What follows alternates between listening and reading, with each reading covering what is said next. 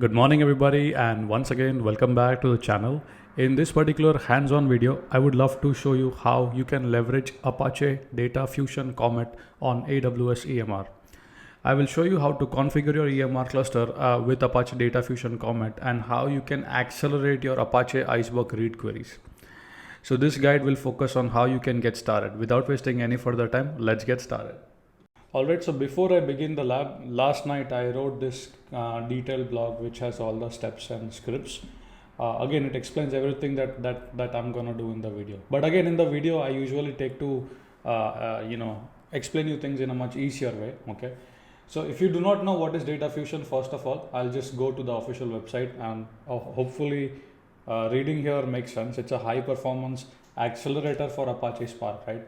It runs your existing Spark queries on your DataFusion native engine. No code changes are required. Also accelerates Parquet scans for Iceberg.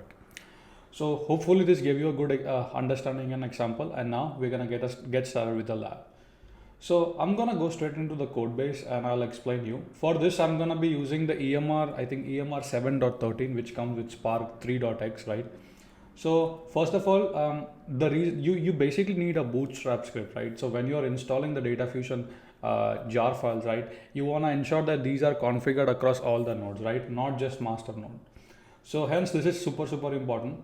So over here you can see I just declaring like bunch of default variables. So for example, the Comet version is 0.17.1, Spark version is 3.5. The Scala version is going to be 2.12. These versions are very important. If the versions do not match, you are probably gonna get an error. After that, we declare the Spark conf, right? As you can see. Then we declare the the Comet jar file from the Maven, as you can see. And then after installing the jar file, we also set the default values. As you can see, for example, over here, the Spark plugin is set to or.apache.spark.comet plugin. The shuffle manager is also set to the Comet shuffle manager. Anyway, so you can take a look at this configuration. So this Bootstrap script is super important.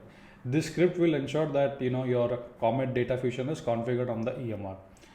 So what we want to do first is basically I'm gonna do show in finder here, and then let me see where is my AWS management console here. On this S3 bucket, I'm gonna create a path called scripts, and then I would upload this script over here. Okay, so I'm simply gonna drag this. I think I need to do that in the folder. So I'm gonna go inside the folder and then drag the script over here. So now my Bootstrap script is there on the S3, as you can see, and now we'll go to the EMR part. Now on the EMR console, I'm gonna select the cluster name to be DataFusion. You name it anywhere, whatever you like. Okay, doesn't really matter, right? I'm gonna keep just one node. I don't want any task node because I'm trying to avoid any, this is my personal AWS account, so I'm trying to avoid any charges. I'm gonna select my default VPCN subnet that's available, as you can see. And then the one thing that I want to do is in the Bootstrap script, I'm gonna click on add.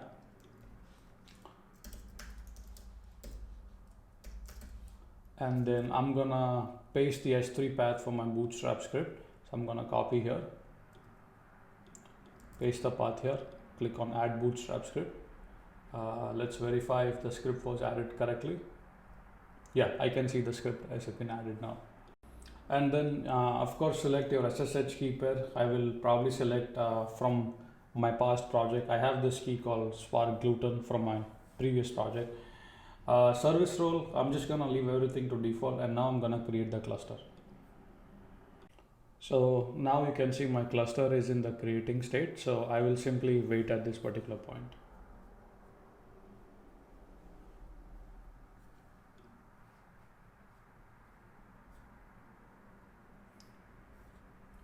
Alright, you can see my cluster should be in the starting state. I'm gonna pause the video, and once the cluster is ready, I will resume it.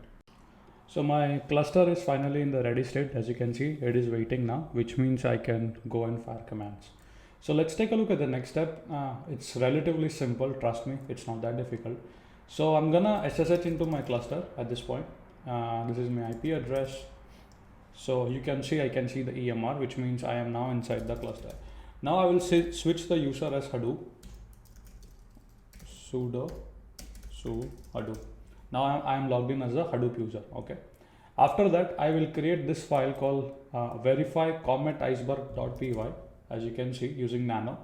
And again, this file can be on S3, but I'm just trying to show you like a demo. Here you can see a very simple hello world, which uses AWS Glue Catalog. Of course, it will catalog the data and it will create your Iceberg table, of course, and you'll use Comet.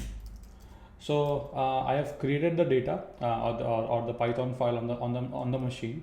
I can verify that by a cat command over here. You can see all the code, right? Okay.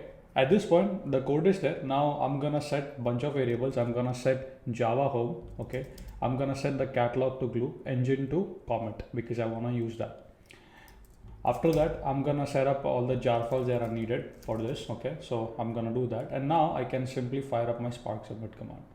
So here you can see the Spark submit command, which uses the Comet shuffle manager, as you can see. So I'm gonna copy this, open the terminal and fire my command.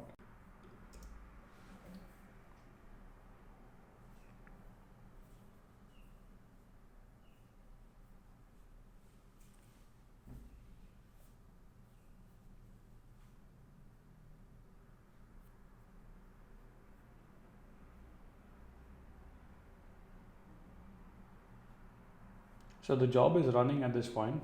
This is a very simple hello world job. And you can see the job ran successfully, and from the plan you can see the Comet is working perfectly fine. If I go to now my Glue database, refresh here, I can see Comet, and I can see this particular Glue table as well in the database. And if I go to my warehouse, there you go, Comet DB data, I can see my data files, and yeah, it's all working fine. So in this video, what you have learned is how you can leverage Apache DataFusion Comet to accelerate Iceberg read queries. Do know that writes are not accelerated. Writes will still run on your regular vanilla Spark. Of course, read more about the documentation if needed, and my blog has all the details. The code and the sample stuff file that I showed you will also be there on the GitHub. So this will allow you to test, experiment, and see how things are working in action. Also, couple of notes. While I was working, right, you saw me setting bunch of like jar files, right? I had to do that because it was interfering with the Glue, jar and other things in general. So hence I had to, set these items over here. So for example, to quickly show you. So these one right here, right? The EMRFS and the Iceberg CP, etc. Right? So I had to set these up. So make sure you set these variable up before submitting the Spark job in general. So yeah, that's all I have for the video. I hope you enjoyed the video. I hope you found value and insight. I also have a video on Gluten. These videos takes a lot of effort, because first I have to learn, try, and then basically, of course, document and shoot videos. A simple way to say thank you would be to like the video and share the video with your coworkers and colleagues. With that being said, keep smiling, keep programming, and I'll see you in the next video.